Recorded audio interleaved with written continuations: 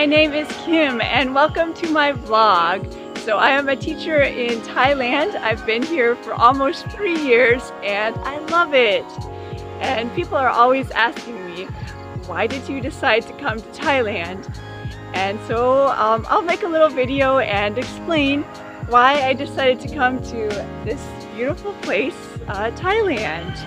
I was always interested in teaching abroad all throughout college, and I knew I wanted to be a teacher and that's what I was studying for. And I always was thinking, what do I want to do abroad? Can I teach as a profession abroad? Will I do volunteer work? Or some kind of medium where I could go and live abroad and have immersion experience in another country and another culture. And in my last year of college, I was doing my student teaching and thinking about, well, what am I going to do after I graduate? And I had been applying for some programs in different countries. But then one morning I woke up and I just kind of had this feeling in my gut, and I got the message, stay in the US. And so that's what I did when I first started out, but I knew that I still wanted to go abroad. I just needed to have the experience in the US first and really get myself set up. And my teaching in the US, it was a challenging experience, and in a way it was good to start out with something that was so challenging, because then afterwards things have seemed much easier. Already in my first year of teaching, I was thinking about, where do I want to teach abroad after I'm finished teaching in the US or in my first assignment?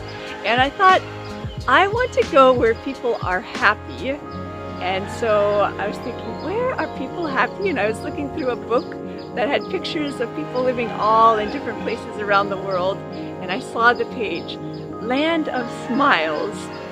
And I thought, that's where I want to go. And maybe they can teach me something about their perspective and about being happy and living a nice, simple, peaceful life.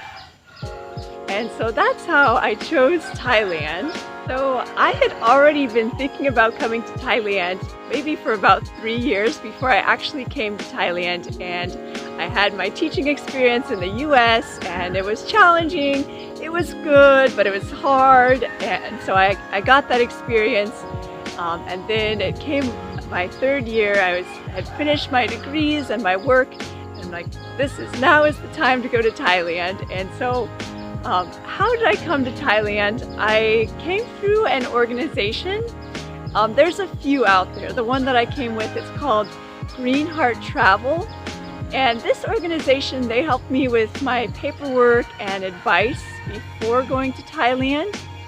And then once I arrived in Thailand, they had a partner organization, Explorasia, that helped me once I was in Thailand.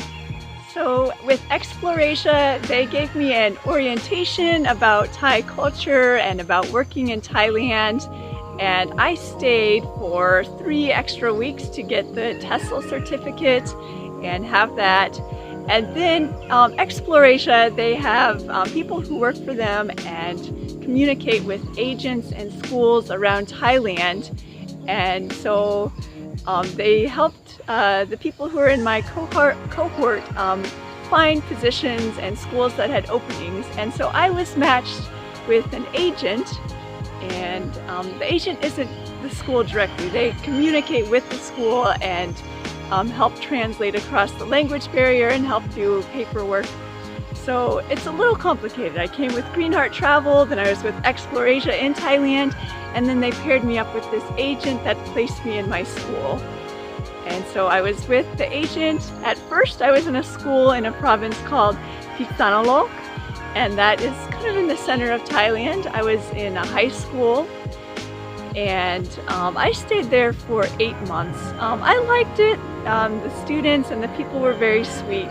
But in Phitsanulok, the nature isn't as beautiful, and I thought it was a good way to just start and kind of a relaxing experience after I had such a hard-working, challenging experience in the US. So it was kind of like a little break, the 8 months I was in Phitsanulok. But then I requested to go somewhere else, and I stayed with the same agent, and they helped me find a new place. And the next place I went to was Thak. It's to the west of Pisanalok. It's right on the border next to Myanmar. And I stayed there for 2 years. The first year that I was in Thak, I was at an elementary school, and I really wanted to gain more experience teaching elementary. And a lot of teachers helped me out, and I gained a lot of skills during that first year. I worked pretty hard, even though I'd already been a teacher before. By the second year, COVID hit, and then I had to face the decision: should I stay in Thailand or go back to the US? And I got one of those gut feelings again. I woke up and I got the feeling in my gut, stay in Thailand, stay here. And so I did for a second year in Thak. During my second year in Thak, there was a 3-month period where we weren't teaching. I had to stay at home and be in quarantine. But then after that, I went back to school in person and had students again. And I felt like that last year I became really strong in my teaching and very confident, and I learned a lot. I had been planning to stay a 3rd year in Thak as well.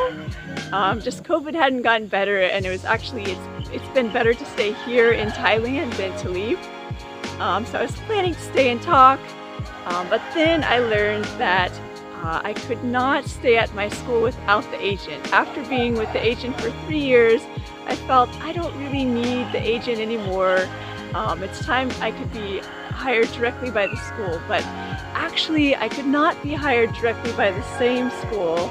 And so I started to think about looking at other schools, and I kind of just sent out my resume, not really thinking I would get a response. And I heard back right away from some schools in Chiang Rai. And I interviewed and I got the position, and I thought, okay, this is the next sign for me to move on and go somewhere else. Even after I'd been in Thak for 2 years, and I loved Thak, and I'd grown really attached to the city and the people there. And so I kind of got that feeling again, move on and go to Chiang Rai, go to a new place, have a change. And so I did, and it was a little hard to say goodbye.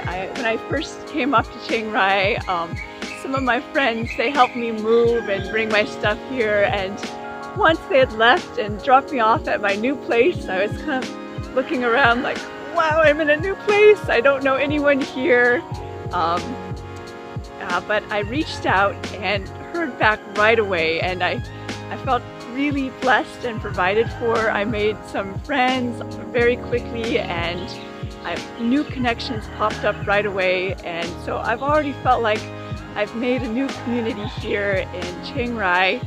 And the teaching hasn't started yet. I'm going to work now, and I'm going to the school, and I've met the other staff. And I'm excited to start and see how it goes. And I'm just really excited to see where this adventure, where this path takes me.